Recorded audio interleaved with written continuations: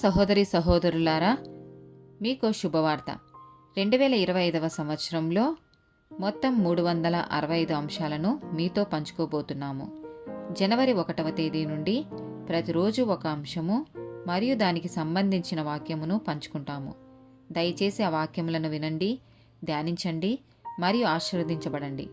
దయచేసి సబ్స్క్రైబ్ చేయండి మరియు మీ స్నేహితులతో పంచుకోండి. ధన్యవాదాలు.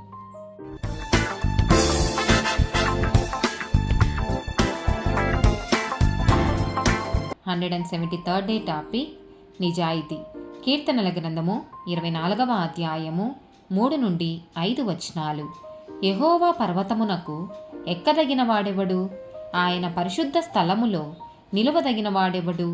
వ్యర్థమైన దాని యందు మనసు పెట్టకయు, కపటముగా ప్రమాణము చేయకయు, నిర్దోషమైన చేతులను, శుద్ధమైన హృదయమును కలిగి ఉండువాడే. వాడు యెహోవా వలన ఆశీర్వాదము నొందును, తన రక్షకుడైన దేవుని వలన నీతిమత్వము నొందును. లూకా సువార్త 16వ అధ్యాయము 10వ వచనము. మిక్కిలి కొంచెములో నమ్మకముగా ఉండువాడు ఎక్కువలోనూ నమ్మకముగా ఉండును. మిక్కిలి కొంచెములో అన్యాయముగా ఉండువాడు ఎక్కువలోనూ అన్యాయముగా ఉండును. 1 తిమోతికి రాసిన పత్రిక 1వ అధ్యాయము 19వ వచనము. అట్టి మనస్సాక్షిని కొందరు త్రోసివేసి విశ్వాస విషయమై ఓడ బద్దలైపోయిన వారి వలె చెడియున్నారు. సామెతల గ్రంథము 11వ అధ్యాయము 3వ వచనము. యథార్థవంతుల యథార్థత వారికి త్రోవ చూపించును, ద్రోహుల మూర్ఖ స్వభావము వారిని పాడు చేయును. రోమీలకు రాసిన పత్రిక 12వ అధ్యాయము 3వ వచనము. తన్ను తాను ఎంచుకొనదగిన దానికంటే ఎక్కువగా ఎంచుకొనక, దేవుడు ఒక్కొక్కనికి విభజించి ఇచ్చిన విశ్వాస పరిమాణ ప్రకారము తాను స్వస్థబుద్ధి గలవాడగుటకై తగిన రీతిగా తన్ను ఎంచుకొనవలెనని నాకు అనుగ్రహింపబడిన కృపను బట్టి మీలోనున్న ప్రతి వానితోనూ చెప్పుచున్నాను. సామెతల గ్రంథము 10వ అధ్యాయము 9వ వచనము. యథార్థముగా ప్రవర్తించువాడు నిర్భయముగా ప్రవర్తించును, కుటిల వర్తనుడు బయలుపడును. సామెతల గ్రంథము 16వ అధ్యాయము 13వ వచనము. నీతిగల పెదవులు రాజులకు సంతోషకరములు, యథార్థవాదులు వారికి ప్రియులు. అపోస్తుల కార్యములు 5వ అధ్యాయము 1 నుండి 10 వచనాలు. అననీయ అను ఒక మనుషుడు తన భార్య అయిన సప్సిరాతో ఏకమై పొలమమ్మెను. భార్య ఎరుకనే వాడు దాని వెలలో కొంత దాచుకొని కొంత తెచ్చి అపోస్తుల పాదముల యొద్ద పెట్టెను.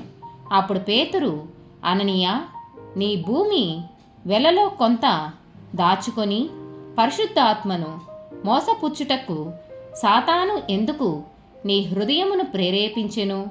అది నీ యొద్ద నున్నప్పుడు నీదే కదా, అమ్మిన పిమ్మట అది నీ వశమై ఉండలేదా? ఎందుకు ఈ సంగతి నీ హృదయములో ఉద్దేశించుకొన్నావు? నీవు మనుషులతో కాదు దేవునితోనే అబద్ధమాడితివని వానితో చెప్పెను.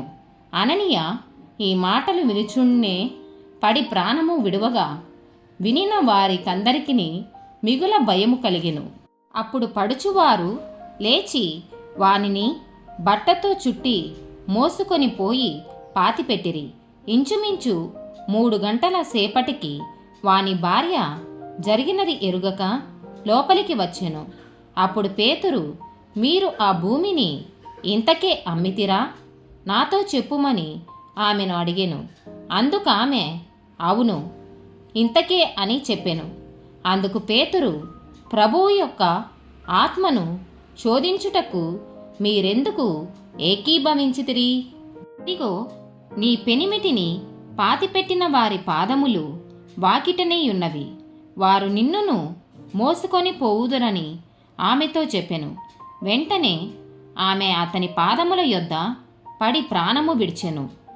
ఆ పడుచువారు లోపలికి వచ్చి ఆమె చనిపోయినది చూచి ఆమెను మోసుకొని పోయి ఆమె పెనిమిటి యొద్ద పాతిపెట్టిరి. ఆమెన్.